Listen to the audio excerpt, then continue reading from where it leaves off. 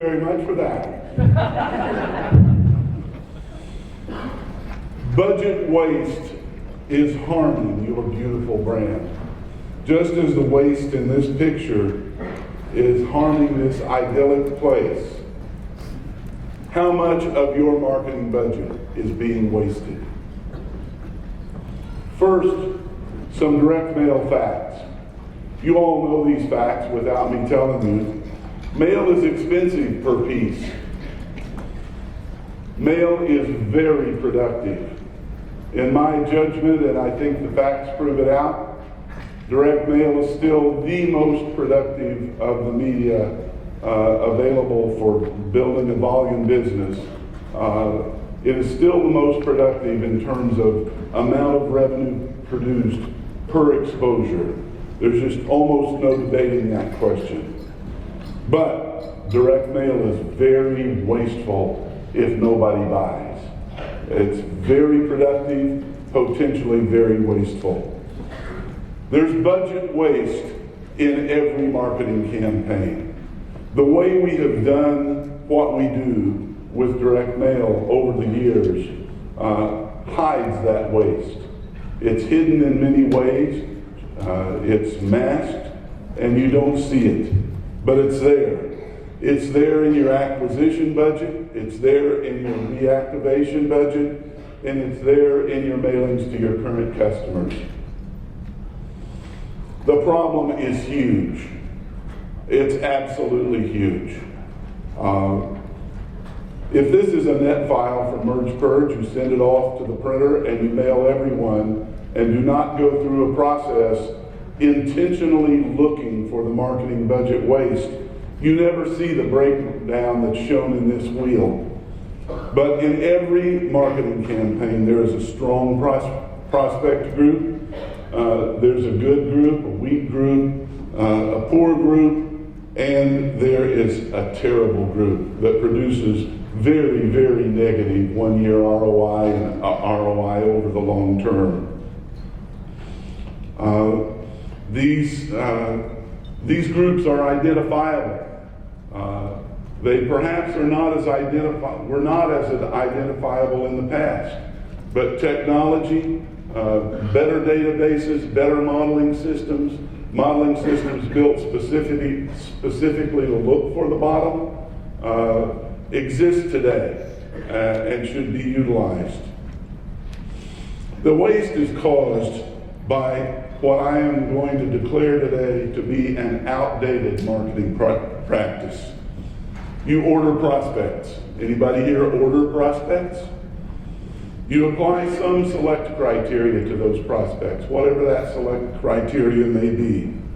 And after those selects, and maybe a few omits of one kind or another that are similar to what's been being done for years, you send it off to the printer, you print the catalogs, and you mail to everybody.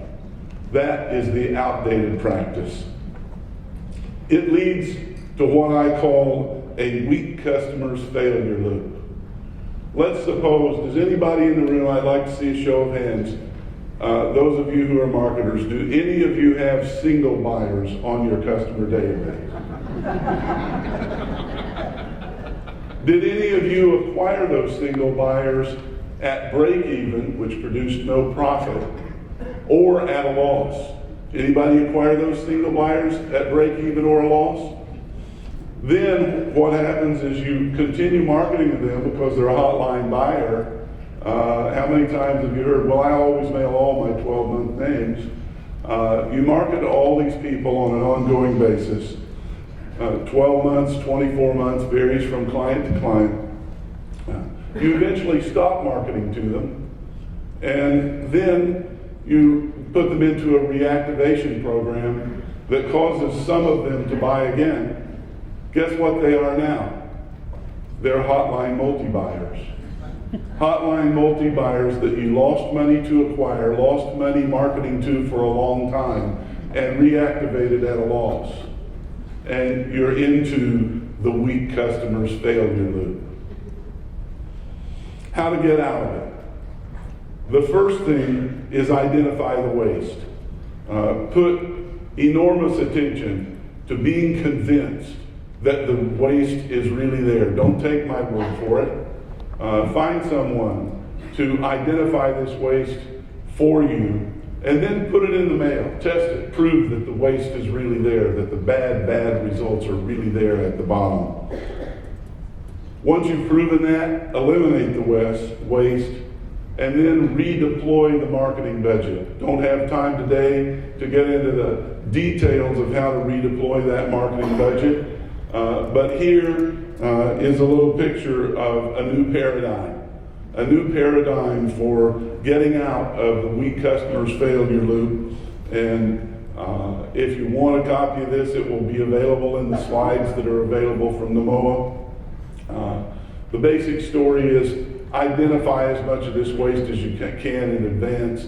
Don't acquire as many weak customers at a loss that'll never buy again, or buy so seldom that you can never make money on them. And do excellent modeling to make sure that the waste is also removed from your marketing to current customers. Now there's a lot of controversy around this. I talked to various people about this subject and don't always get the same reaction. Thank you very much. Well, I've been coming to NMOA spring conferences since the spring of 1987. So in almost 30 years, I've learned one other thing about what NMOA tells you. They also want you to leave here, you, all of you, in a good mood. They want you to be happy when you leave here. They want you to feel as though everything is possible. I mean, look at the talk we had yesterday from Billy and Serena. Great opportunities there. And so all of the speakers that get up here, get up and talk about everything is possible. We preach the gospel that everything is good. Because you all want the same thing. You all want higher response rates. But you don't want to have to do any work to get those higher response rates. You want everything to be easy. You want everything to be laid out for you. You hire all of these other companies to do all your work for you. And you also want a lot of cookies at the 3 o'clock break with some coffee. Although I guess today it's beer and pretzels. And you definitely don't want to hear about the dark side of our future. Well, here's where we're going to get thoughtful and thought-provoking. You're all a bunch of sheep, and you're being led around from field to field by a bunch of shepherds who, at the end of the day, fleeced you. Now, there are two kinds of shepherds. There are internal and there are external ones. I'm going to start by talking about external ones. And now I've only got 10 minutes, because I could go on for a long time. I'm going to talk about the co-ops. Now, that might make some of you uncomfortable because, well, two of my co-speakers up here are head of their respective co-ops. And it's a little uncomfortable for me because I haven't been able to find anybody who's willing to start my car tomorrow when I get ready to leave.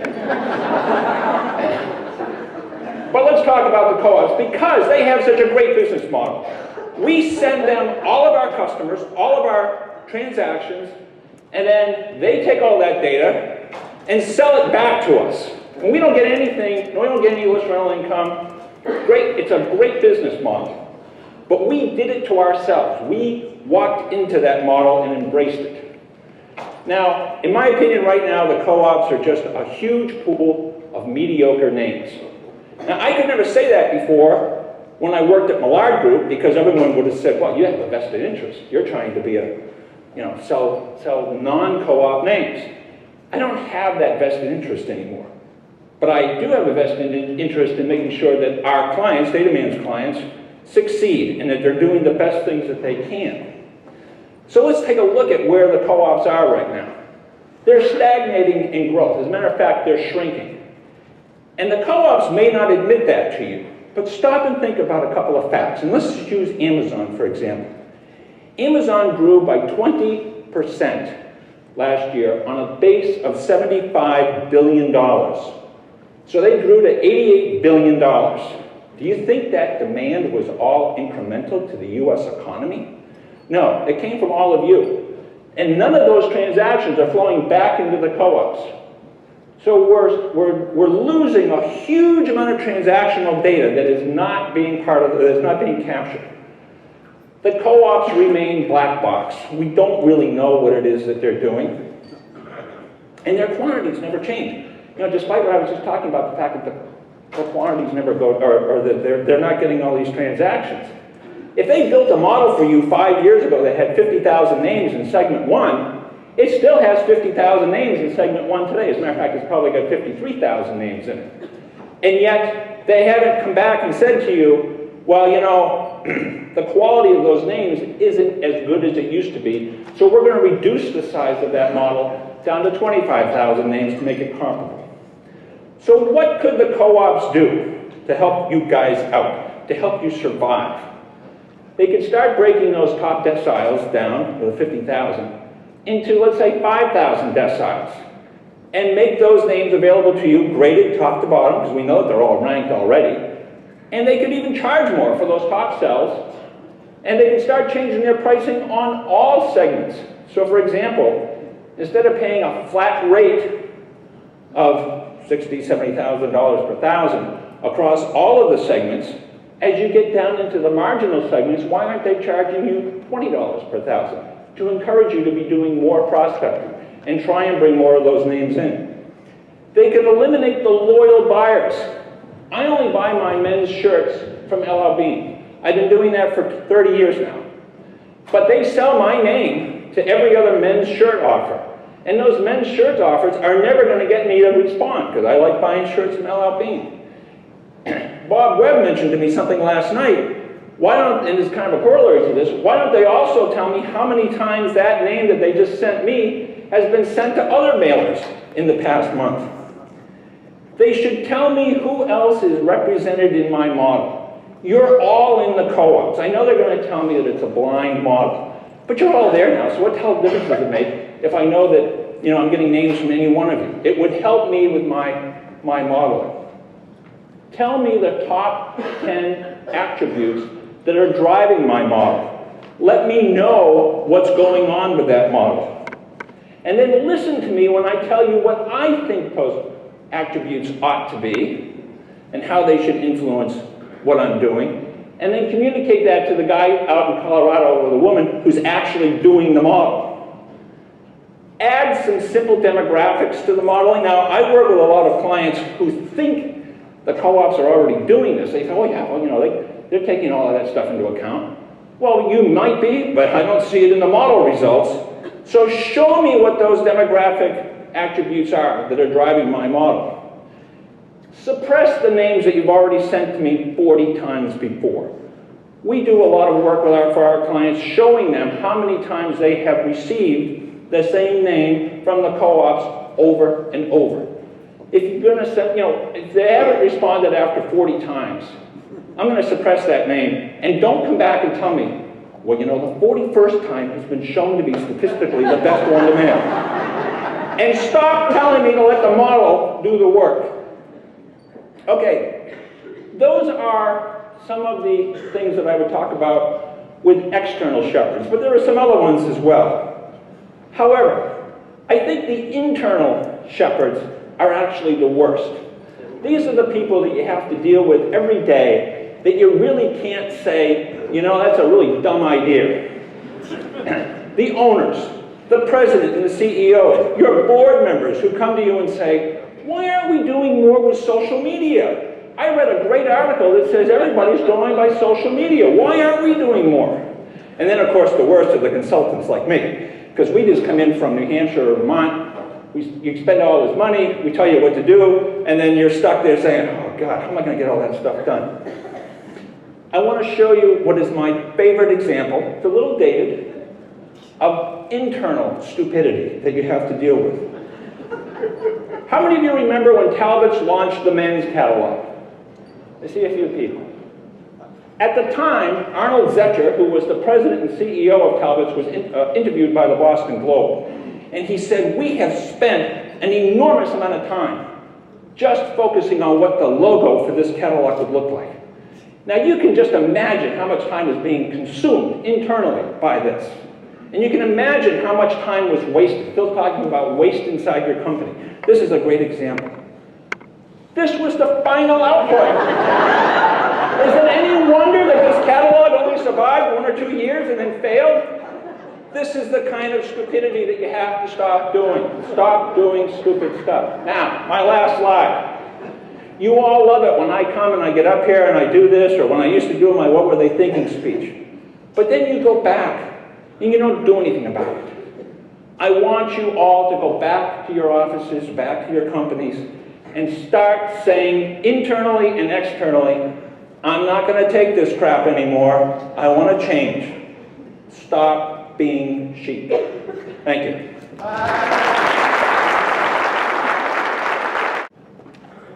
Guys, good morning. As email marketers, we're faced with challenges day to day, week to week, month to month. Most of those challenges might revolve around how can I get better open rates? How can I improve my click-throughs? Retention strategies. What's the right retention strategy? What can I do about reactivation? Of course, at the top of the heap, I'm sure, is conversion. What can I do to drive more conversion? So, of course, all these challenges require choices as we contend with those. But what I want to do this morning is kind of just take you on a little bit of a journey. Okay, I've probably seen a little different bill here with respect to challenging the status quo. So I'd like to ask you to imagine, if you will, a different email marketing world, a different paradigm, or a paradigm shift.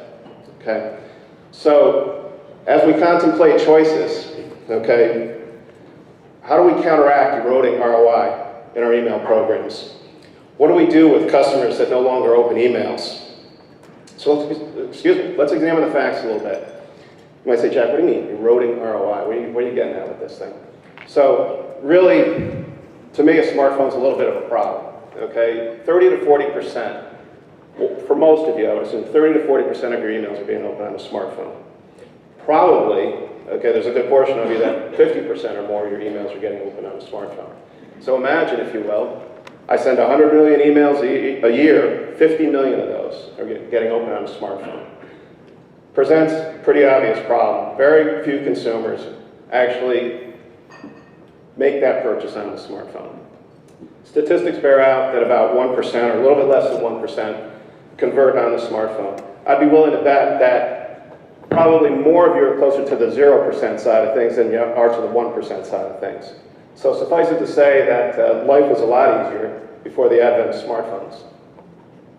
Let's examine some more facts, okay, the chronic non-openers that you have.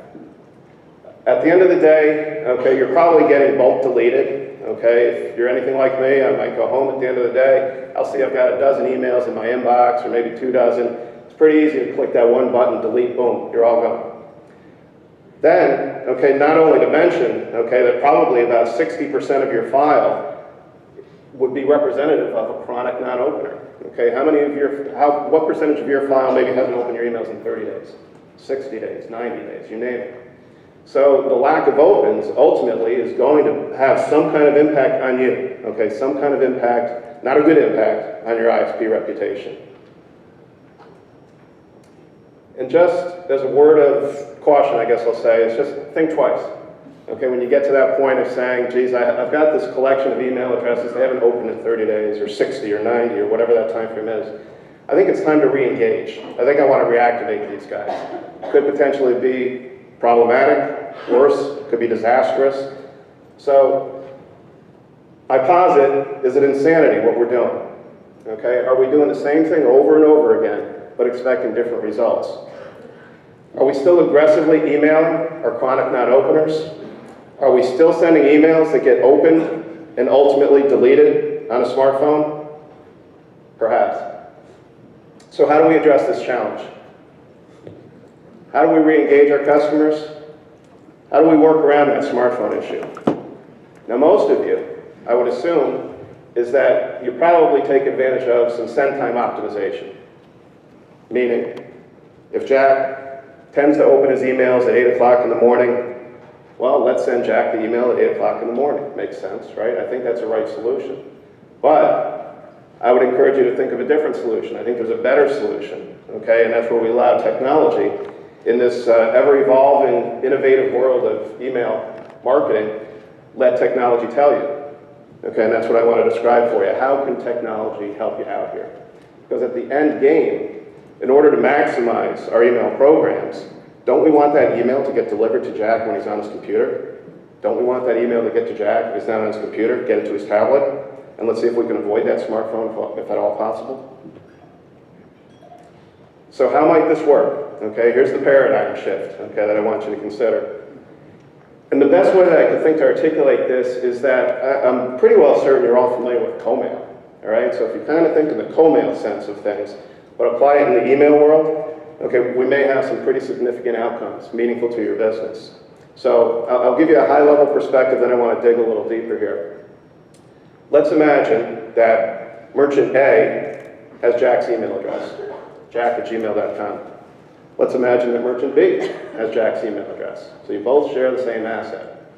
So in the case where merchant A sends Jack an email, and Jack opens that email, and it happens to be open on a computer, wouldn't that be the ideal time for merchant B to have their email triggered to get to Jack on the computer when he's engaged, reading his other emails? So it doesn't then fall into a long list of emails that are stacked in his inbox, maybe subject to bulk delete. Okay, so it's like a billboard passing in front of Jack, coming in, okay, when we know he's engaged on the right device. Okay, now digging in a little bit about the process. How might this work? So let me take a step back, probably tell you what you already know, right? Co-mail. So you've got a printer, you've got cataloger A and B and C, and they send their mail files to the printer. And the whole objective, right, is to take those addresses, let's create mail file density so we can then share with you postal discounts, all right? So we're creating density there, we're creating a cooperative environment. So what I would posit here is that let's think in terms of co-email. Okay, so how might that work? In co-mail, the variable obviously is the addresses. In the email world, the variable could be a tracking code in the email. So when merchant A does the send to Jack, and the tracking code fires, let's say I know he's engaged in his inbox, and I know what device he's using, then that could be the trigger for that email from merchant B to get to Jack on that particular device. Okay, so let's call it co-email. So at the end, the pixel call tells us who, it's Jack, jack@gmail.com, tells us when, now. Now means now, real time. Okay, not the email gets in there, sent 5 minutes later. Now, real time. And on what device? Ideally, computer or tablet. So, I encourage you to digest that for a little bit. I think it's kind of cool because I think in the end, retention, reactivation strategies, results through improved ISP reputations, dollars, that's what we're all after. Okay, if we can get this paradigm shift going, I think we're talking about something. Oh, sorry. I think I just missed a slide there. You ain't nothing but... Now I really screwed up. Sorry. Whoa. Sorry. Yeah, I thought there was one more slide there, but I guess I missed it. But in any event, what I just want to do is just share with you a thought, 2 thoughts. One is once upon a time. Okay. Once upon a time, there was no such thing as co-mail, right? And I think we all know how that ends. All right, we know the viability of it, we know the prevalence of it in this marketplace. Wouldn't it be kind of cool if maybe like a year from now, a year from today, we're saying, wow, once upon a time, there was no such thing as co-email, all right? So why not co-email? Then, my other thought, seeing as we're in the great state of Massachusetts, you know, Kennedy's, you know, everybody knows the Kennedys from Massachusetts, right? So, Bobby Kennedy. Bobby Kennedy is known for a quote where he would say, some men look at things and ask why. I see things, or I dream of things that never were and ask why not. So, co-mail, why not? Thank you. Ain't nothing but Yeah! you ain't nothing but well, you ain't never caught a rabbit and you ain't no friend of mine. I think I pulled something there. Thank you. Thank you very much. So what do these brands have in common? Look at these brands. We all love them. We admire them. They kill the competition. We want to be like them. What do they all have in common? I'm going to add to this too, based on what I heard yesterday from Lily, from Serena and Lily. I'll put them in this group too. They all embrace design as a competitive advantage. I'm not talking about the design in which we talk amongst ourselves in groups like this about best practices, how stuff looks on the page. I'm talking about at the heart and soul of the company. It's what they believe in. They buy into the idea that design and design alone can make a difference. It can set you apart from the competition. Consider this. Decades ago, this country used to be a manufacturing economy. We made things, and then we sold things, which then evolved to a service economy, right? We no longer made stuff, so now we better compete on service, which then evolved to information economy. It was all about knowledge. Today, according to the Harvard Business Review, we are in the midst of a design economy. Are you there yet? Is your company there? Are you competing on design? Nice quote here, I love it. In a global economy, elegant design is becoming a critical competitive advantage. Trouble is, most business folks don't think like designers. Love this stat. 70% of consumers recall the last time they saw a product they just had to have, it was because of design. Consider that. 7 out of 10 people, the last time they purchased a product that they couldn't resist, it was specifically because of design. And with younger people, 18 to 29, the influence of design was even more pronounced. You want to reach a younger audience? You want to appeal to younger people? Do it through design. Why? Because it's important to them. They no longer just appreciate it, they want it. They seek it out. It is important to them, so it should be important to us. However, it's not just young folks, millennials who like good design, it's everybody. Good design is ageless. I want you to picture a grandmother in your mind. What does a grandmother look like to you? Got it? Does it look like her? I don't know what she's doing there. Ozzy! Ozzy! I love that shot.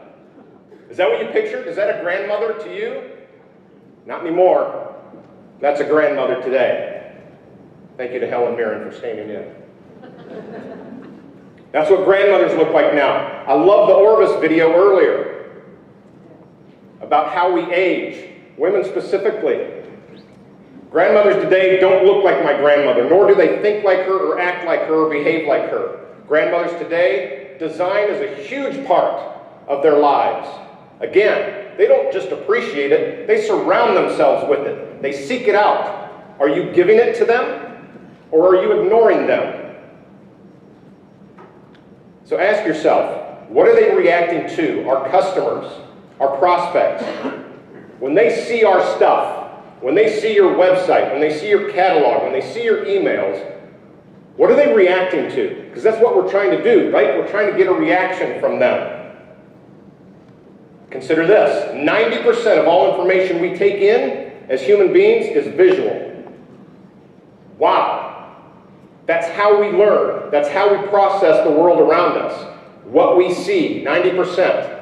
That means the other 4 senses make up just the remaining 10%. So, I would challenge you that all of those brainstorming sessions in conference rooms and all those great ideas that you write on the whiteboard, do our customers see it? Literally, can they see that? No. Can they see the focus groups? Are they reacting to the focus groups that we talk to? No. Do they react literally? Can they see the research that we do? No. Can they see our spreadsheet sheets? Freudian slip there. Hell no, they can't see them. Or the consultants that we pay. Can they see them? No. Is this stuff important? Yes, absolutely. If you're not doing this stuff, we're in trouble. But can they see it? No. All of this stuff simply informs the design that then they see and react to. That's what they see. So I don't care how good of a job you're doing with this stuff. If you hand it over to an incompetent designer, you just wasted your money here. What do they react to? They see your product. They have a visceral reaction to it. They touch and feel the packaging. They either love it or they don't. They see your website and they react to it, or your catalogs, or your emails. That's what they're reacting to. All that other stuff feeds into this. They react to the store that they walk into. How much attention are you paying to this stuff versus all the other things? At the forefront of the economy, good design is a priority. From the greatest business magazine out there, Fast Company. It's not something to be considered. It's not an afterthought. It's not, oh gee, I guess we should pay attention to it. It's a priority. So what does your brand look like when it leaves the house? If you're going to be judged by your customers, prospects, and they are judging you based on what they see, does your brand look like this? A bit frumpy? Or does it look like this? I hope you see the difference, and I hope the difference matters to you. When we come to conferences like this, we're looking for answers. We want the silver bullet. Tell me what I can do that makes a difference. Tell me one thing I can do when I go back to my shop that's going to move the needle. I'm telling you right now, I've got the answer. Boom! Thank you. Thank you very much. How you doing? Good. So I'm Tim Peterson. I'm going to talk a little bit about organizational structure, and I promise I'll try not to be boring, because I think that this is one of those things where, as Brent just said, you want to leave people with one thing, design matters. For me, I feel like this is also critical, because I've been, probably at this point in my career, I think I've been maybe in 15, 20 different businesses, since I started working, right out of school. And a lot of those businesses did not work very well. They may have had a great idea, they may have been making some money, they may have kept people employed, but not all of these businesses were particularly well organized. It's a challenge. It's something that businesses have to think about, because unfortunately, a lot of these places that I worked disappeared, they're gone, or they had to change gears, so they were smart enough to figure out how to change gears and become something else. So a lot of lessons there. Also, I want to mention one thing about that little eMart video. I didn't have anything to do with it, but here's something that's hilarious. There's a business I was talking to somebody about just a few weeks ago. It's a startup based in New York City in Silicon Alley, and they're actually playing with that eMart concept a little bit differently. Basically, they're using that whole beacon idea, like the iBeacons. So you walk into a particular space and things are popping up on your smartphone, different offers, but they're doing it in such a specialized way, for example, that if you're in a theater in the theater district in New York City and intermission comes in, everybody's checking their smartphones, you're going to get specialized offers saying buy these things right now. We'll have them shipped to your home, put it in your car, go. They're doing the same thing for concerts and other things. So I just want to throw that in because that's totally new, unexpected, a lot of fun. So back to this. Flexible, collaborative, and network. I really feel like the three things that I come away with after all of this time are these are the three things I want people to focus on. So flexible, I thought I'd find a goofy image off the web. Don't try this at home. I don't want people to be hurting themselves if they're doing this. But let me tell you a couple stories about flexibility in organizations, things that worked, things that didn't. One story is from my father's generation. He worked for the Postal Service for 46 years, I think, before he retired. Great career. He was a logistics guy. So he was involved actually in the setting up of the zip code system. And he was a part of a project that people don't really know very much about back in the 70s that was called electronic mail. So here's sort of the lesson here. I'll go right to the chase of this because it's kind of funny. So the electronic mail idea, and I think the exact year was 1972, was that you would go to a machine, let's say something akin to a fax machine, in a local post office. You would type in a letter. It would turn into a greeting card from grandma and appear same day, minutes later, across the country, the post office would put it in an envelope, put the equivalent of a stamp on it, and deliver it to mailbox. And for whatever reason, it didn't fly because people, the story my dad told, whether this is 100% true or not, is that there was resistance up, down, left, and right because it removed people who were working in letter sorting and mail carriers from the process, and they were terrified of what the future would hold if they did this scary electronic mail. But that was 1972, so I think it's kind of a cool lesson somewhere in there about what would have happened if the post office actually decided to do something like that in the 70s. That's one thing. Second thing, I say here, organizations need to act like humans. They cannot be fixed and static or they'll be dead. Well, a couple different companies I've worked at, very funny stories connected to that. One is DoorDash. I worked at DoorDash. Remember people, we got the look, you know, that 70s disco, early 80s disco vibe.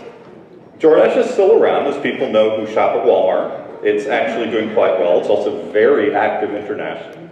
But here's sort of the funny flexibility twist in this story. They were a high-end, expensive fashion brand in the 70s and 80s. They were one of the first, if not the first, expensive designer jeans. $200, $300 a pair of jeans, 1977 or something. Then it fell apart. They weren't quite sure how to keep that going.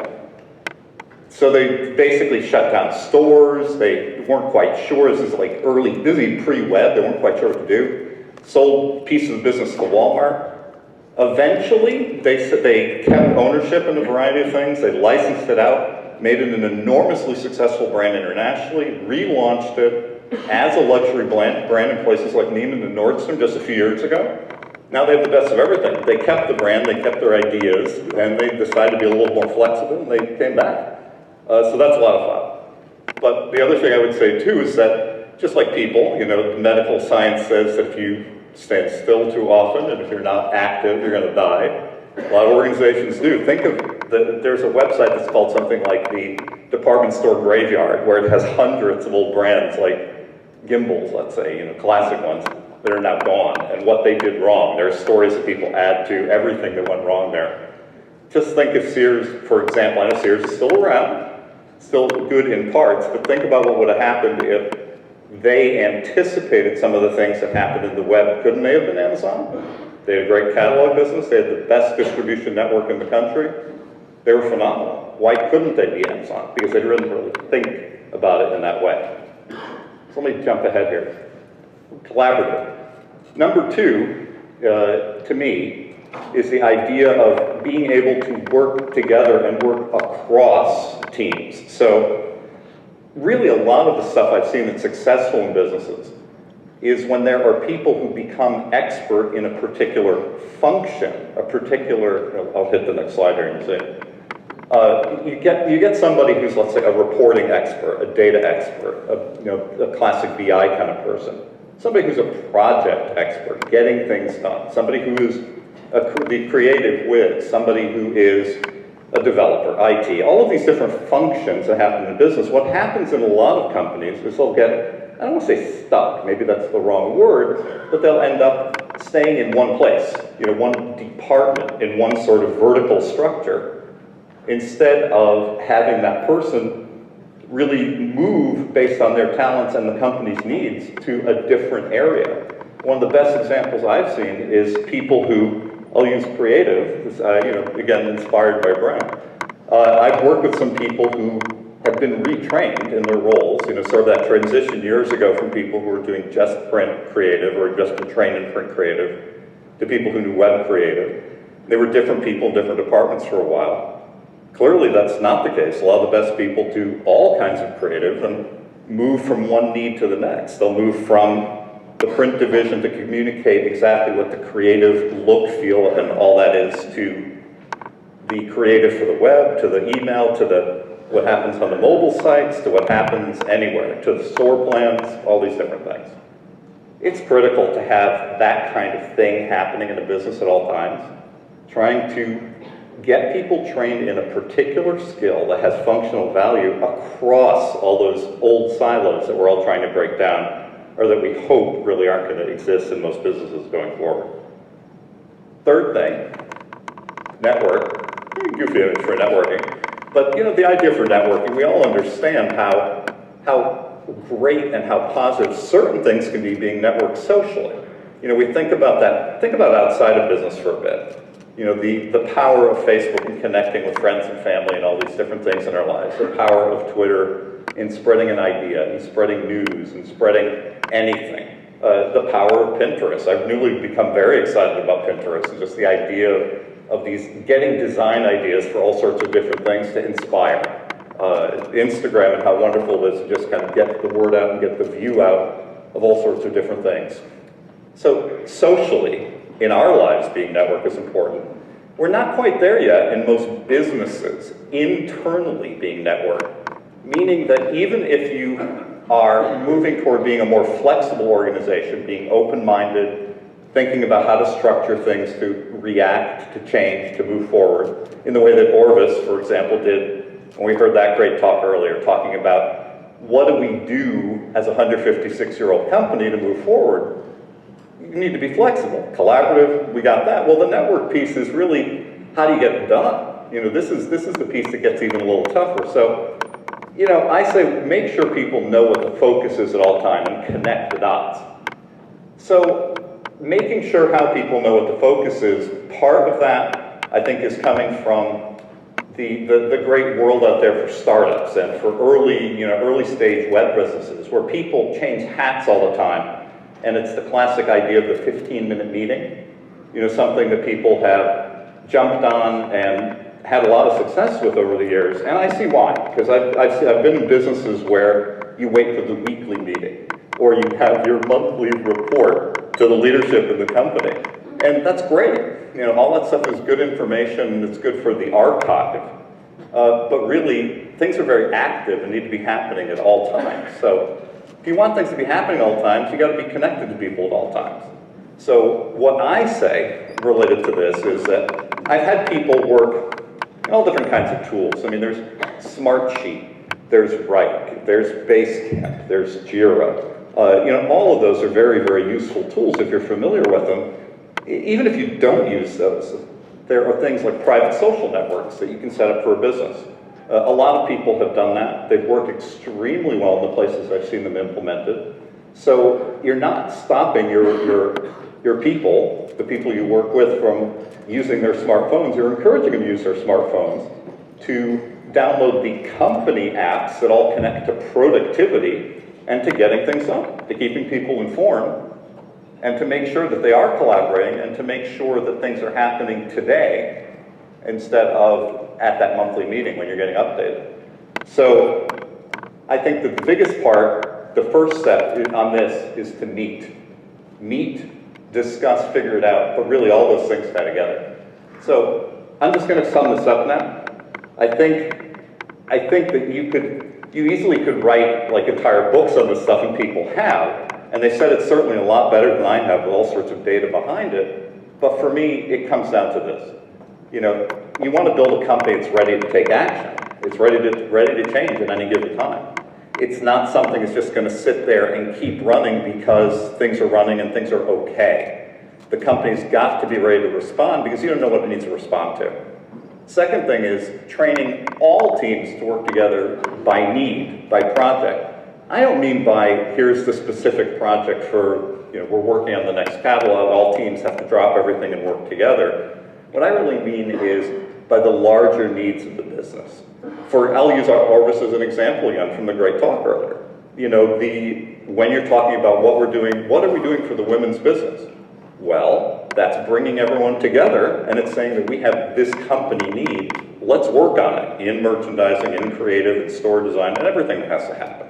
It's critical. And the third, and maybe the most important of all three of these, connect people and network at work. Figure out how to do it and meet every single day. Get people talking for, I don't care if it's 5 minutes, it doesn't really matter. Walk around, get people talking, know exactly what they're working on. Make sure you know it's important, that it's critical, that it's tied to the company needs. And I think things are going to move a lot better for you guys. Hope this is interesting to you. This has been a lot of fun. Thank you very much.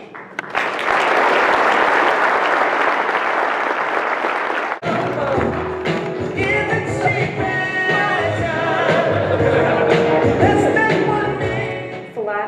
basic. So I'm going to talk about something a little bit softer. I'm not going to talk about data. I'm not going to talk about the state of the co-ops. I'm going to talk about something that's really near and dear to my heart, which is the subject of leadership. So I'm going to start out and ask this question. So, you think you can lead? What is leadership really? When you think of it, some powerful words come to mind. You lead others, you have power, you guide. But let's look at the definition. What it really means is to help show someone the way, to conduct by holding or guiding someone, to influence, that's an important word, to guide in direction, to command. You hear about, do you command your room when you speak? To have a superior position or to have that top position, that we often think of that. The person at the top is the only person in our organization who's really leading an effort. But it really means just to act as a leader of something. In any given situation you are in, you have the opportunity to lead. So lots of things we lead. We can lead teams, many of us in here do. You could lead a marching band. You can lead a horse to water. Can't necessarily make it drink. You can be the leader of your family. These are my children. I know I'm the leader of my family. I would say that even if my husband was here. You can lead an orchestra. You can lead somebody on. We've all done that once or twice. We all lead projects in our day-to-day lives at work. And given the state of our industry and all of the changes that are taking place, we all, every day, are leading change.